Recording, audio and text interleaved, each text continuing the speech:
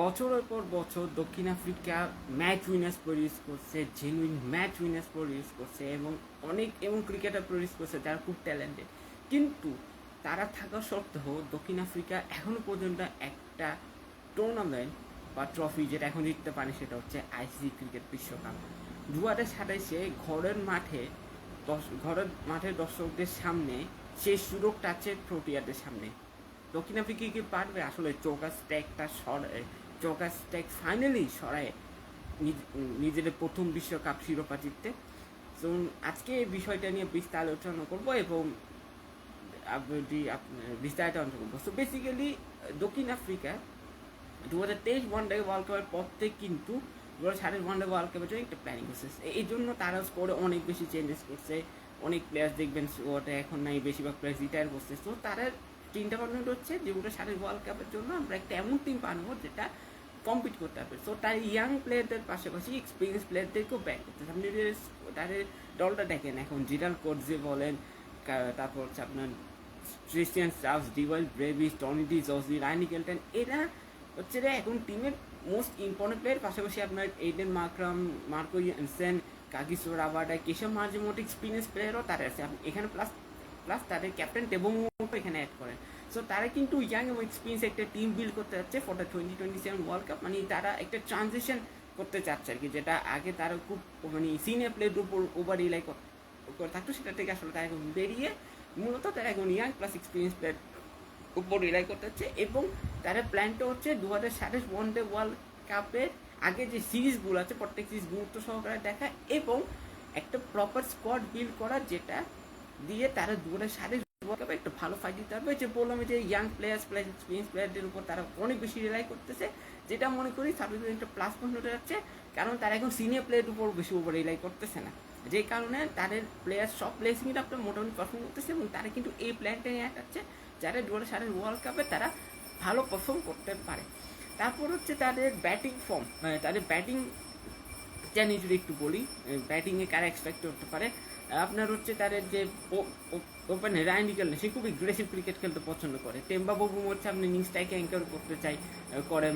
এইটা মাত্র মিডল ওভার্সে খুব বেশি এফেক্টিভ হবে। তারপর আপনার শেষের দিকে ক্রিস্টিয়ান স্টাফস এবং ডিওয়েল ব্রেভিস দুজনই খুব ফ্রি ফ্লোয়িং ক্রিকেট খেলা।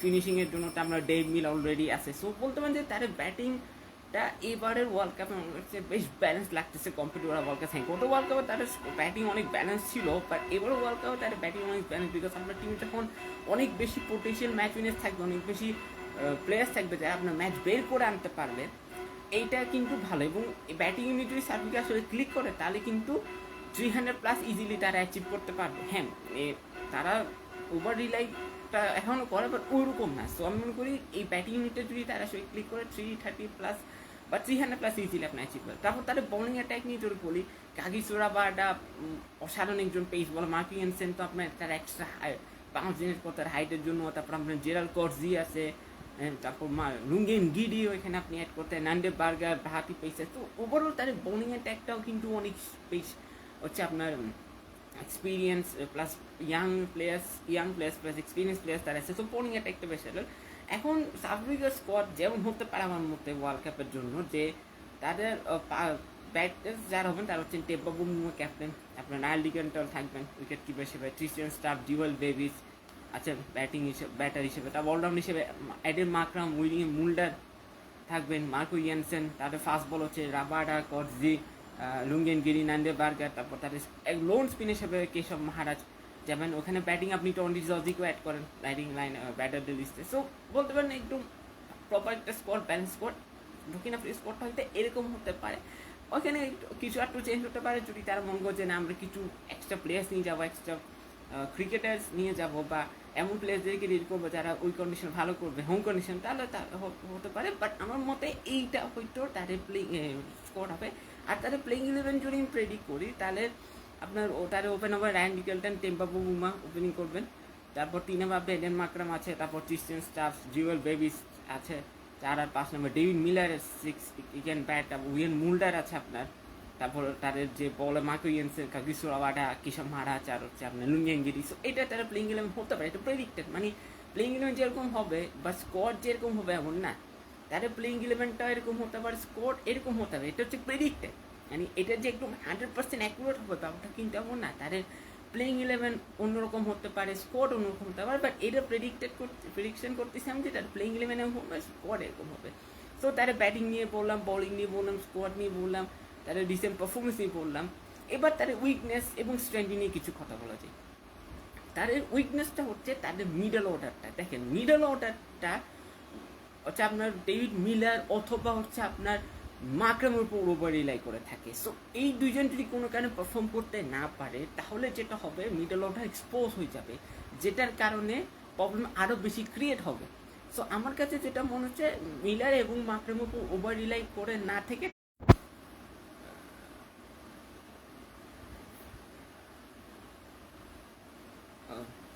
সরি, তো বড় ম্যাচগুলোতে আপনার ডিভাল বেবিস, তারপর হচ্ছে ক্রিশ্চিয়ান স্টাফ,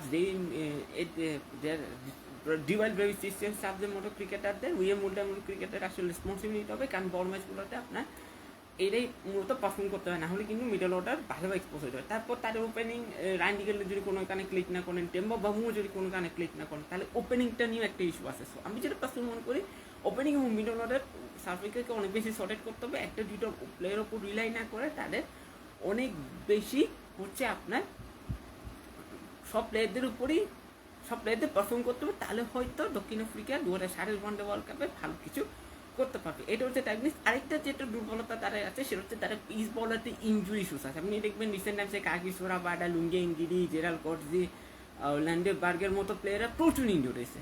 রিসেন্ট টাইমসে তারা প্রচুর ইঞ্জুর হয়েছে, এবং তাদের মেইন ফাস্ট বোলার্সদের যদি ইম্পর্টেন্ট ম্যাচগুলোতে তারা না পায় তাহলে যে প্রবলেমটা হতে পারে সেটা হচ্ছে তারা বড় ম্যাচগুলোতে আন্ডার প্রেশার ক্রাম্বেল করে যাবে। সো এই কারণে মনে করি তাদের ফাস্ট বোলারদেরকে রোটেট করে সব সিরিজে আপনি ফাস্ট বোলারদের রোটেট করে খেলাতে হবে, তাদেরকে তাদের ওয়ার্কলোড ম্যানেজ করতে হবে। তারা যদি সার্বিক ক্রিকেট বোর্ড যদি পেসারদের ওয়ার্কলোড ম্যানেজ করতে পারে তাহলে কিন্তু যেটা হবে যে এই বড় বড় যে পেসারদের নাম বললাম এই পেসারদের পাশাপাশি অন্য কিছু পেসারদেরকে মনকে রেডি রাখতে হবে, যাতে করে তাদেরকে ইম্পর্টেন্ট ম্যাচগুলোতে পাওয়া যায়। যে ম্যাচগুলো খুব ইম্পর্টেন্ট না, ধরুন টিম কোয়ালিফাই করে গেছে আগে ভাগে, তো ওই ম্যাচগুলোতে আপনার মেইন বোলারদেরকে খেলানোর কোনো দরকার নেই।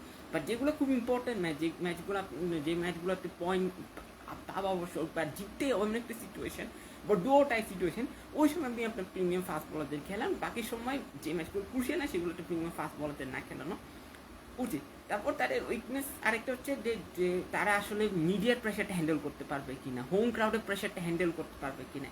দেখেন একটা দল যখন in front of huge crowd খেলে তখন কিন্তু সে প্রেশারটা তারা হ্যান্ডেল করতে পারে না। প্লাস মিডিয়ার থেকে বিভিন্ন কথাবার্তা ওঠে যে এই দলটা এরকম হয়ে গেছে, এই দলটা এত বাজে, এই দলটাকে মানে রীতিমতো ট্রোলিং স্ট্র্যাটেজি। আপনি একটা ম্যাচ খারাপ করছেন আপনার টিম, রীতিমতো ট্রোলিং স্ট্র্যাটেজি হবে মিডিয়ার মধ্যে। ভিউজ পাওয়ার জন্য তারা যে কোনো নিউজ আসলে তারা পাবলিশ করবে। সো মিডিয়া প্রেশার হ্যান্ডেল করা প্লাস হোম ফ্যানের প্রেশার হ্যান্ডেল করা, এই জিনিসগুলো আসলে সাউথ আফ্রিকা যদি প্রপারলি হ্যান্ডেল করতে পারে তাহলে they are one of the favourites to win the world cup. বা ওয়ার্ল্ড কাপ জিততে পারলে সেমিফাইনাল পর্যন্ত খেলা উচিত। তাদের স্ট্রেংথ হচ্ছে মূলত তাদের ব্যাটিং, ওই যে বললাম তাদের ওপেনার্স মিডল অর্ডার আছে ভালো, বোলিংটা তাদের ভালো, প্লাস তারা হোম কন্ডিশনে খেলবে, সো যেখানে তারা ভালো জানে। প্লাস ওই সার্ভে উইকেটটা কিন্তু পেসারদের জন্য অনেক বেশি পেস ফ্রেন্ডলি, সো তারা পেসার ওখানে ডমিনেট করবে, এটাই আমি মনে করি কোনো ডাউট থাকবে না।